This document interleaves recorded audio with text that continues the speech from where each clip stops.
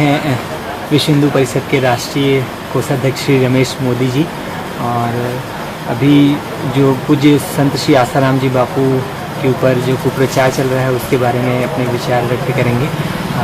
मोदी जी, आपसे हम ये जानना चाहेंगे कि जो बापू जी के ऊपर दुष्प्रचार किया जा रहा है, जो कुप्रचार के आरोप लगे हैं और उनके शिष्य कहते हैं कि ये साजिश है, इसके बारे में आपका क्या कहना है? जब तक वो भी कोर्ट साबित नहीं करती इस बात का महत्व नहीं होता है। वो कितने भी आरोप लगाते, प्रत्यारोप लगाते, इससे कोई फायदा होने वाला नहीं जी। मीडिया का एक ही काम बच्चा है जी। हिंदू संतों के बारे में खूब चलाओ, पूरे विदेशी मीडिया है जी, 49% उनका है जी। बट नेचर ऐसा करेंगे वो लोग, वो बहुत बड़ी चीज उनके लिए। तो संकट के समय में हमको धैर्य रखना चाहिए। पूज्य बापू जी की धर्मपत्नी लक्ष्मी देवी, उनकी सुपुत्री भारती देवी को अग्रिम जमानत जिस जज ने दिया, अगले दिन ही उनका तबादला कर दिया गया, जबकि 1 महीने बाद उनका तबादला होना था। तो क्या लगता है आपको, ये किसी साजिश के तहत किया गया?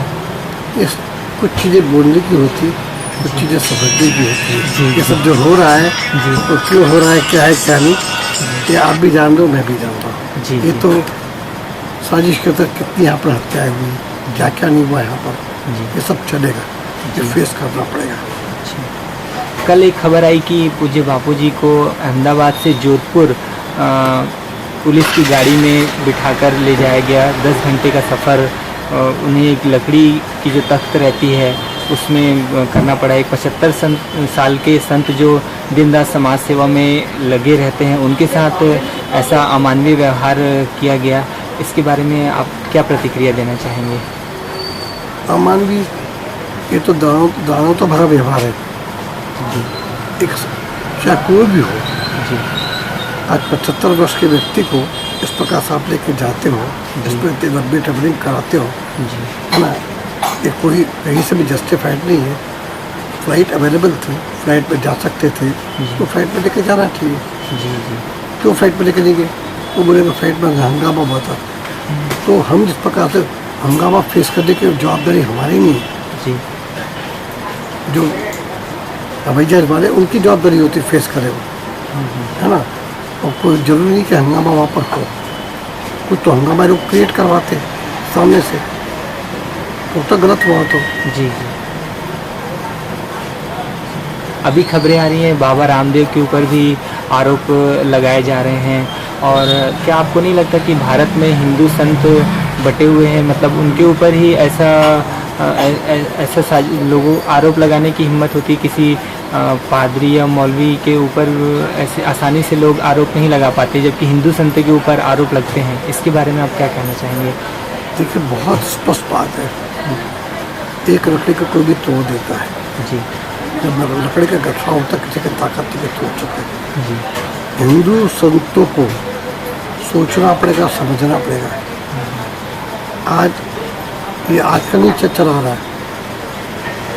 कांची के शंकराचार्य जी थे जी, उनके साथ भी यही हुआ जी। संत लोग पीछे रहे जी। ये हिंदुस्तानियों का स्वभाव है जी, चाहे संत हो चाहे आम आदमी हो। कश्मीर में झगड़ा हो रहा है, लोग कश्मीर में मर रहे हैं, मैं तो सुरक्षित हूँ, मेरा व्यापार तो व्यवस्थित चल रहा है, मेरी दुकानदारी चल रही जी। शरीर के किसी भी अंग को तकलीफ होती है जी, है ना। और संपूर्ण देश को एक शरीर मानेंगे तभी होगा। आज किसी भी संत पे प्रहार होता है तो सभी संतों को एक झंडे तले आना चाहिए, क्योंकि संत लोग एक झंडे तले नहीं आ रहे, इसीलिए पूरी देश में दुर्व्यवस्था ना, उसका एकमात्र कारण वही है, संतों का इकट्ठा नहीं होना जी। चाहे आप मानिए या नहीं मानिए, मैं लगातार देख रहा हूँ,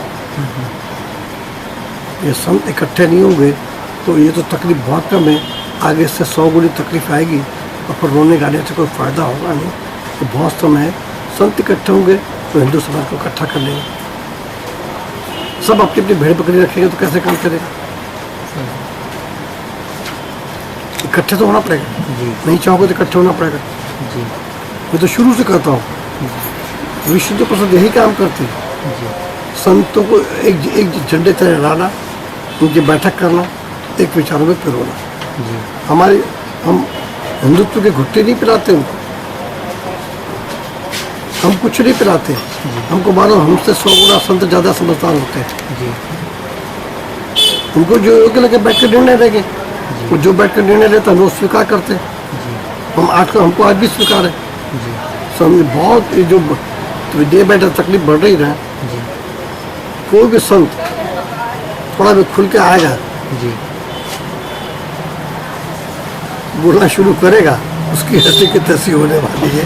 आप नहीं चाहोगे तो वो बच नहीं सकता। या तो अपने बैठ जाए, है ना, अपने कुटिया के अंदर बैठे सत्संग भजन कीर्तन करते, जो शिष्य हुई के आते तो सत्संग करे, छुट्टी पाए। लेकिन इससे कोई देश का उद्धार होने वाला नहीं है। देश का भविष्य और गर्त की ओर जाएगा।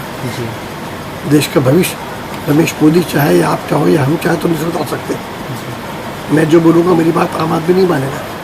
जब संत जब बोलेंगे और सभी संत एक भाषा में बात करेंगे, ए से जेड तक संत बातें कर रहे हैं, है ना, तभी बात बनेगी। आज आप उठा के देखो, ईसाइयों में, मुसलमानों में अनेक फिरके, ईसाइयों में अनेक फिरके, मुसलमानों में जी उधर इस्लाम की बात आती, ईसाइयत की बात क्या आती, सब एक झंडे तले आ जाते हैं। ये तो बड़े बड़े संतों की ऐसे की तैसे हो रही, शंकराचार्य जी की वैसे की तैसी होगी, जयदेव सरस्वती जी की जी धनतेरस के दिन उठा के ले गए। आश्रम बापू कहे धरने में गया था, कौन गया था धरने में? कितने संत धरने में गए थे? बापूजी पर दुष्कर्म का आरोप ही लगा है, लेकिन मीडिया ऐसे दिखा रही है जैसे कि उनके ऊपर आरोप सिद्ध हो गए हैं और रोज के रोज कोई न कोई नए आरोप उन पर लगाए जा रहे हैं। क्या लगता है आपको, भारत की मीडिया किस स्तर तक गिर चुकी है? हैदराबाद के अंदर अब्दुद्दीन ओवैसी ने जो भाषण दिया था वो राष्ट्र के विपरीत था, वो राष्ट्रद्रोह का भावना बनता था। यदि मीडिया इतने देशभक्त होते तो उसको हाईलाइट क्यों उन्होंने नहीं किया? अब्दुद्दीन ओवैसी का बेटा था, न पेपर वाला हाईलाइट दिए, न मीडिया हाईलाइट किया, न कोई हाईलाइट किया। जी ये हिंदुओं के विरुद्ध सोची समझी एक साजिश से कॉन्फ्रेंस है। हम किसी का पक्ष ले लिए, जो कोर्ट जजमेंट देगा वो सब स्वीकार करेंगे। न बापू को आपत्ति होगी, न किसी को आपत्ति होगी, न किसी को, न भक्तों को आपत्ति हो सकती है। जी हमारे कोर्ट सर्वोपरि होती है, सुप्रीम कोर्ट तक हम जाते हैं, जी है ना। लेकिन जहाँ राष्ट्रद्रोह का मैटर है, उनके लिए न किसी मुसलमान का कोई वक्तव्य आया, न कोई डिबेट करवाई, न कुछ हुआ, न कांग्रेस का कोई आया। थोड़ा बहुत किसी ने बोला, बीजेपी ने, विश्व हिंदू परिषद बोला, उनकी बात दबा दी गई। अब मैं बोलूँगा अब्दुल्ला ओवैसी पर बहस करिए, नहीं करेंगे, बोलो करना नहीं चाहते हो, कैसे काम करेगा तो कहीं भी नहीं पड़ा। घटना है उससे पहले बापूजी ने कहा था कि कांग्रेस या बीजेपी कोई भी पार्टी उनके साथ नहीं है।